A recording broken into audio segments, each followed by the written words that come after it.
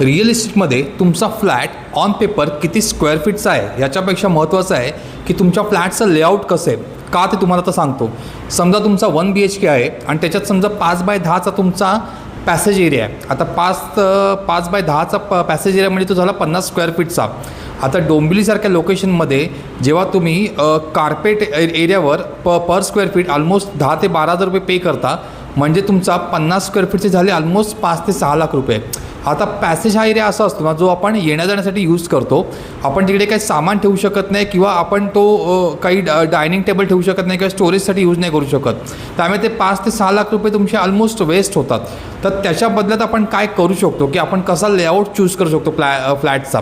तर फ्लॅटचा जो तुमचा लेआउट आहे ना तो बेस्ट लेआउट आपण समजला तो बटरफ्लाय लेआउट. आता बटरफ्लाय लेआउटमध्ये काय होतं, तुमचा लिव्हिंग रूम जो असतो ना तो सेंटरला असतो आणि त्याच्या बाजूला म्हणजे त्याच्या ऑपोजिट साईडला बेडरूम्स आणि तुमचे किचन असतात. तर ह्यानी काय होतं ना की तुमचं जे लिव्हिंग रूम आहे तो सेंट्रली सगळीकडनं ॲक्सेसेबल राहतो. प्रत्येक रूमला एक वेगळी प्रायव्हसी मिळते.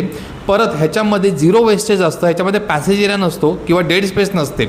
जर तुम्हाला बटरफ्लाय लेआउटचा फ्लॅट नाही मिळाला तर असा फ्लॅट बघा की ज्याच्यात पॅसेज एरिया नसेल, जेणेकरून तुमचा 0 वेस्टेज होईल जागेची.